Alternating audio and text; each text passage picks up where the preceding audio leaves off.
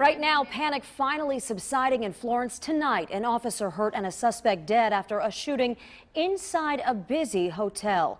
Good evening. A long day of constant developments in Florence. Witnesses telling us they heard anywhere from 4 to 7 gunshots. Now, here's where we stand right now. Police are combing through the Florence hotel where it all happened, collecting evidence and talking to witnesses after a police-involved shooting this morning. Investigators say one man is dead. The officer went to the hospital after exchanging gunfire inside the Super 8 off Dream Street in Florence. The officer was alone when he was called to the Super 8 for complaints of drug use. When the officer went to speak to the suspects in a room on the second floor, police say one of them pulled out a gun and opened fire. The officer shot back. The gunman was killed, and the officer suffered a gash on his head. You know, it's hard to tell. He had an injury to his head, and I'm not sure if that came from being shot or when he was getting out of the way of getting shot at. Probably one of the two. The officer is expected to be okay. His name has not been released, neither has the name of the dead gunman. Now, of course, this is all going on while dozens of people are inside the hotel. It gave them quite a scare this morning. As you can imagine, 9 on your side's Tom McKee begins our live team coverage in Florence tonight. He talked with a family who heard the whole thing happen and that chaos that ensued. Tom? Well, of course, lots of sights and sounds, terrorizing sights and sounds here in Florence today. Basically, gunshots that sounded like firecrackers or construction workers hammering, heavily armed police blitzing the Super 8 hotel here. Well, that's the chaos that greeted Seth and Vanessa McCall here today and their young family right here on Dream Street in Florence. There was nothing out of the ordinary as Seth and Vanessa McCall got up Tuesday morning at the Super 8, but that quickly changed. And I heard like 4 sounds, like a pounding sound, like the gunshots, but it sounded like a hammering sound to me at first. It was readily apparent that this was not construction workers remodeling the hotel. And then all of a sudden I hear like what sounded like a herd of elephants running down the hallway, and then a bunch of screaming and stuff going outside. A quick peek out the door confirmed that this had the markings of a well-financed criminal operation that Florence police had run across. And they said there's an Uzi on the floor and there's blood all over the wall, which is like, it was like a few doors down from where the room that I was in. Like so many other hotel guests, Seth was put in handcuffs by police as they tried to sort out who were the good guys and who might be the bad guys. Seth was one of the good guys and quickly released.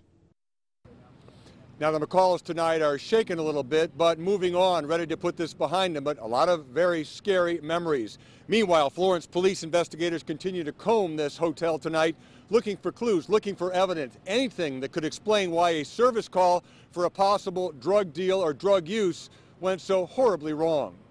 Tom McKee, 9 on your side, live in Florence. All right, Tom, thanks. And it really couldn't have happened at a busier time. This area right here in Florence is active right around that lunch hour. Take a look here at this map that we've got pulled up for you. The Super 8 in Florence is right here. This is where 75 and 71 run right alongside it. And there are several more hotels in the area, right here, here, and here, and restaurants in that area as well. So this shooting created a lot of concern for people as this situation was unfolding. 9 on your sides, Evan Millward continues our team coverage with what these nearby businesses saw as police swarmed the hotel and what they want done about the call, about these constant issues. Evan? Yeah, and these businesses, in particular these restaurants, have lost hundreds, if not thousands of dollars from that lockdown and the response and the chaos out here today. Now they say this needs to reignite a conversation about the crime all up and down this street. Half a 24, Philly cheese.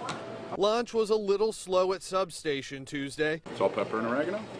Customers trickle in during a lockdown sparked by a shooting involving an officer just about a block away. Definitely the craziest thing that's happened, but that kind of activity goes on constantly on Dream Street.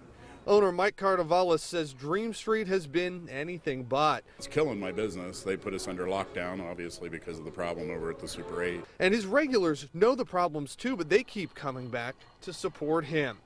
Something's got to change to keep the business owners going in this area. As police start to roll up tape past his windows, he wonders how many more lunches he'll have to take a loss on before things change. They passed a nuisance ordinance about a year ago, and we're just hoping that they'll use it and shut down some of the problems in these hotels. Sub shop owner Mike says he has seen things get better. For instance, there's an ATM right in front of his storefront. He says it used to be a hot spot for drug deals. He hasn't seen many recently, and he says he and his customers are committed to staying here and making sure things do get better up and down Dream Street. We're live in Florence. Evan Millward, 9 on your side. Evan, thank you. Now, it turns out, as Evan just mentioned, that this particular location is not a surprise to authorities. There have been at least 3 incidents at this same hotel in just the last 2 years. In January of 2013, the Super 8 was part of an investigation into a man's death and dismemberment. 3 men were charged in the death of Daniel Delphin. Some of his body parts were found in a dumpster at the hotel. Police say Delphin was lured to the hotel in a fake drug deal, and then he was beaten to death. And then in July of this year, a clerk was threatened with a gun in a robbery. Officers say 2 men walked into the hotel and demanded cash. The pair got away, but they were arrested a short time later. Luckily, no one was hurt.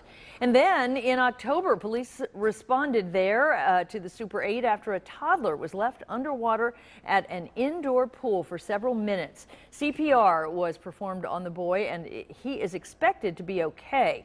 Police say 2 people left the toddler unsupervised in the pool, and they were indicted. Custody was given to another family member.